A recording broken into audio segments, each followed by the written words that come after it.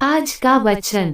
पहला पाठ कुरिन्थियों के नाम संत पौलुस का पहला पत्र, अध्याय 11 पद संख्या 17 से 26। मैं ये आदेश देते हुए इस पर अपना असंतोष प्रकट करना चाहता हूँ कि आपकी सभाओं से आपको लाभ से अधिक हानि होती है। पहली बात तो यह है कि मेरे सुनने में आया कि जब आपके यहाँ धर्म सभा होती है तो दिलबंदी स्पष्ट हो जाती है और मैं एक सीमा तक उस पर विश्वास भी करता हूँ। आप लोगों में फूट होना एक प्रकार से अनिवार्य है जिससे ये स्पष्ट हो जाए कि आप में कौन लोग खरे हैं। आप लोग जिस तरह सभा के लिए एकत्र होते हैं वह प्रभु भोज कहलाने योग्य नहीं, क्योंकि प्रत्येक व्यक्ति झटपट अपना अपना भोजन खाने में लग जाता है। इस तरह कोई भूखा रह जाता है और कोई जरूरत से ज्यादा पीता है।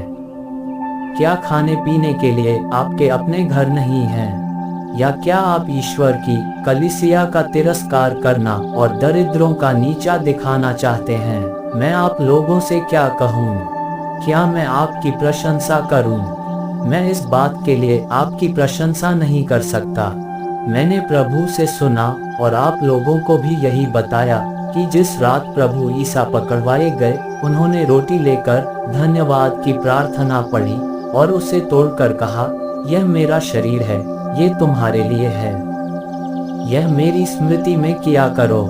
इसी प्रकार ब्यारी के बाद उन्होंने प्याला लेकर कहा, ये प्याला मेरे रक्त का नूतन विधान है। जब जब तुम उसमें से पियो तो यह मेरी स्मृति में किया करो। इस प्रकार जब जब आप लोग ये रोटी खाते और यह प्याला पीते हैं तो प्रभु के आने तक उनकी मृत्यु की घोषणा करते हैं। यह प्रभु की वाणी है।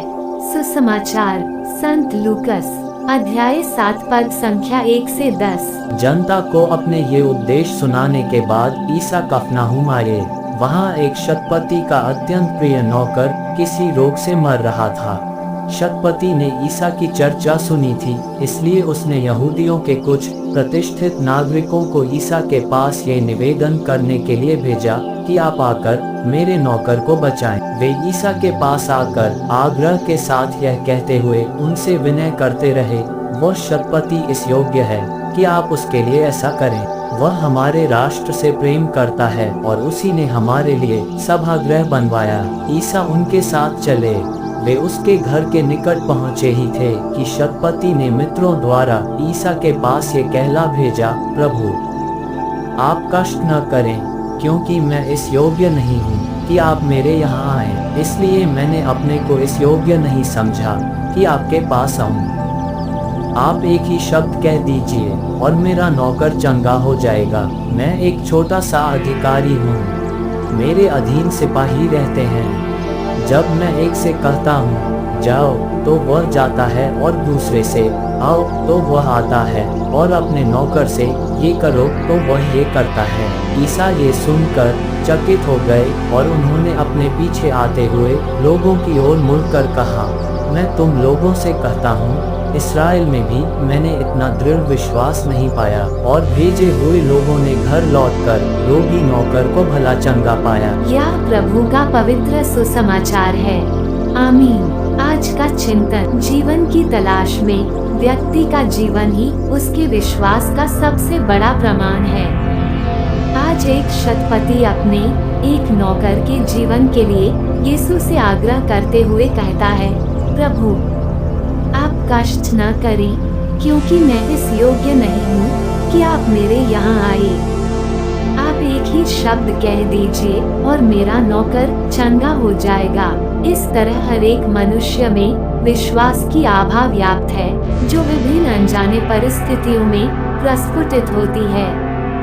हम ख्रिस्तियों को विश्वास का एक विशिष्ट वरदान मिला है, साथ ही साथ इसे परिपोषित करने के लिए हमें विभिन्न संस्कार भी दिए गए हैं, पर बहुधा हम अपने विश्वास में सुदृढ़ होने के बजाय भटक जाते हैं। शतपति यहूदियों के रीति रिवाजों से भली भांति परिचित था, इसलिए उनके रीति रिवाजों को ठेस पहुंचाए बिना उसने अपने नौकर के कारण अपना विश्वास प्रकट किया। ठीक उसी प्रकार हम भी अपने विश्वास में दृढ़ रहने के लिए आमंत्रित किए जाते हैं। आमीन।